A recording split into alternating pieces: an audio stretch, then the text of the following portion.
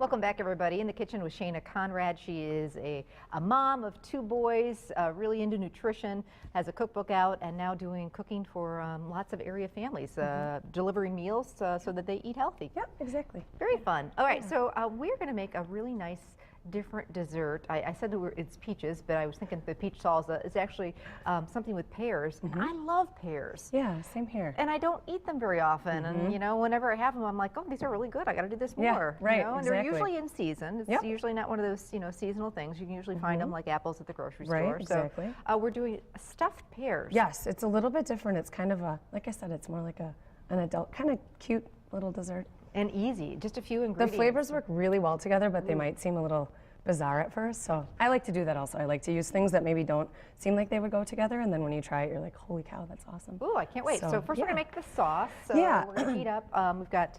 Yes, this is just regular apple juice. Okay. No sugar added organic apple juice. Okay. There is something in this little one that looks like it's empty. It's actually a little bit of almond extract, so that's going in there also. And this stuff is really, I love almond extract. I like it more than vanilla. I know. I mean, it's so good. Thing with it is a little goes a long way. Absolutely. So this is what, maybe even a quarter of a teaspoon in here? Yeah. Okay, so you don't want it to be overpowering. And then honey, about how much honey? 2 tablespoons, so just kind of eyeball it in there. Yeah. So this is going to be the sauce that this pear is going to rest in. Exactly. This seems like, again, something that you'd get at a fancy restaurant that you could do at home. Yeah, I'm just scooping the inside here out of the pear because we're going to throw the pear halves face down in that. Okay, so you're, I'm noticing that you're taking the... I halved it, I took the ends off, and I'm taking out the core. Okay.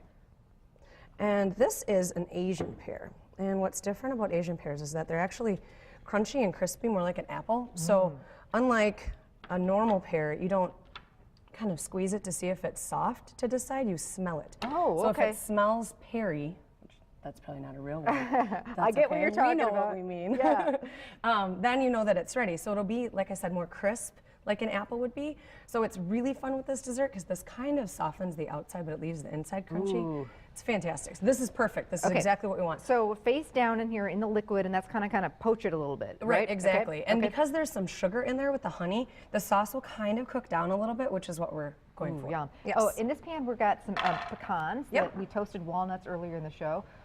So we're going to do some pecans just in a dry skillet to, you know, bring them back to life. And the same as before, like you said, when you start to smell them, they are done. Yeah. And so take them off, and then when you're ready to chop them, they won't be overdone. It seems like, why do you have to toast the nuts? Like I say, once you start getting the hang of it, you'll know why you do it, because they just taste so much better. They just taste good. Yeah. I don't know, they taste like alive, like you said. Totally agree. So what are we looking for over here?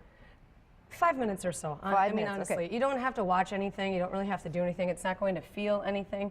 If you try it and you want them to be a little bit more tender, you can absolutely leave it on there a bit longer, but it worked well for me when I did it that way. I was mentioning earlier how you go cook for families. I think desserts is one of the toughest things that I don't want to give them up if I'm, you know, if I'm watching what I eat. I couldn't give up desserts. Life is too short. So is that a tough one, trying to, you know, find desserts that... Crazy tough. Okay. Yeah. I mean, sometimes I think it's more worth it to not eat dessert throughout the week so that you don't feel guilty than eating kind of whatever you want. Right. Okay. I don't know that you can truly do healthy desserts.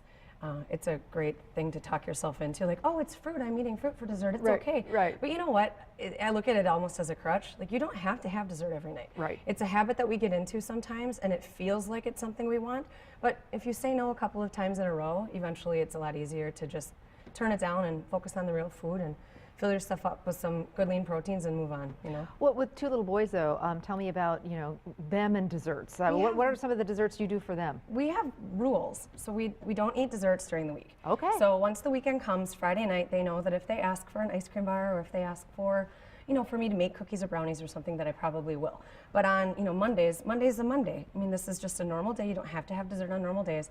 And it's easier because those are the habits that they've had forever. Okay. So I don't have to fight with them as much anymore because they know that that's how it goes in our house. It's the same with vegetables and things. I mean, they eat them because they truly like them, but they like them because they've been eating them forever. Right. So right. Once you get to that point, the battle becomes, you know, a little quieter. Yeah, just keep trying. Just keep trying. All right, our pears. And I was thinking, you know, for a dinner party, what a wonderful, elegant way to end this. You know, a nice, like a port wine or something like that. Okay, so our nuts are getting toasted. So take those out and then just take the pan off the heat. You bet. And do we want them up? Up. Yep. Okay. There you go. So I can tell they've gotten a little soft, but they're still a little firm just too. like that. Yep.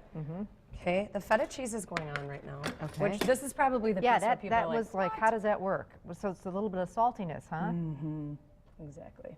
So if you're a blue cheese fan, I think that would be fantastic too. definitely. Because pears and blue cheese go really well together. Definitely. Okay, there we go. And then the sauce? Pour the sauce over the top. Ooh, so that kind of See, reduces you see how down. it's exactly a little thicker, Ooh. very pretty. That looks fantastic. And And then then some of we'll those nuts? chop some of these pecans and put that right on top. You bet. They're going to be a little bit warm. Shayna, thank you so much. So great to see you. Thank you for having me again. Really I appreciate love it. coming and visiting. Fruits and veggies, see? You can do all sorts of fun stuff with them. We'll be back to wrap things up. All the recipes that we did on the show today you can find on our website, fox11online.com. Click on the Living tab and they'll be right there.